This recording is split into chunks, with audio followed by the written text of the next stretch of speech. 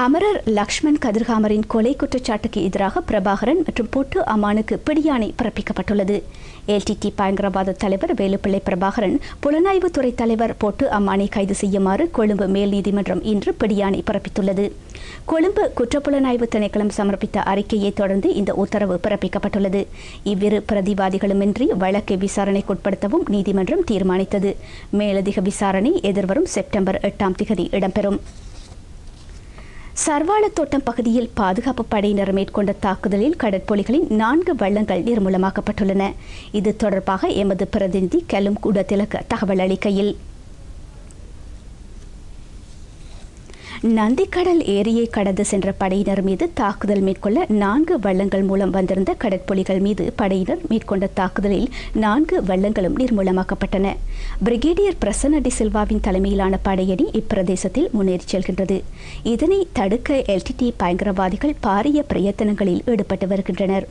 தற்கொலை தாக்குதல் மேற்கொள்ள கடல் மார்க்கமாக வந்த தற்கொலை குண்டுதாரி தரைமார்க்கமாக ஊடுருவி படையினர் மீது தாக்குதல் மேற்கொள்ள முயற்சித்தார்.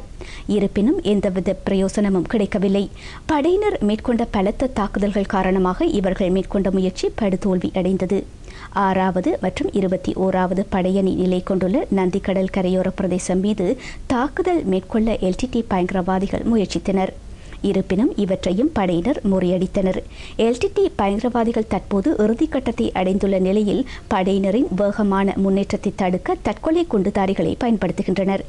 இருப்பினும் இவை அனைத்தும் வெறுமனே உபாயங்கள் என்பதை படையினர் உணர்த்தியுள்ளனர்.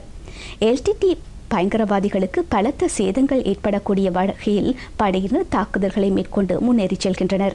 எல்டிடி பயங்கரவாதிகள் கனரக ஆயுதங்களை பயன்படுத்தி படையினர் மீது தாக்குதல் மேற்கொள்கின்றனர். இருப்பினும் படையினர் இவற்றை எதிர்கொண்டு எல்டிடி பயங்கரவாதிகளின் நிலைகள் மீதே தாக்குதல் மேற்கொள்கின்றனர். இதனால் இவர்களுக்கு எதனையும் புரிய முடியாத நிலை ஏற்பட்டுள்ளது. இதேவேளை எல்டிடி பயங்கரவாதிகளின் விமானம் ஒன்றின் என்ஜின் உட்பட உதிரி பாகங்களையும் படையினர் கைப்பற்றியுள்ளனர். விமானத்தை ஏற்றுவதற்கான தகவல் பரிமாற்றல் உபகரணம் உட்பட மேலும் பல உபகரணங்களையும் படையினர் கைப்பற்றியுள்ளனர். வர்த்தகத்துறைக்கு மாத்திரம் வரையறுக்கப்பட்டிருந்த இலங்கை முஸ்லிம்களையே கல்வித்துறையில்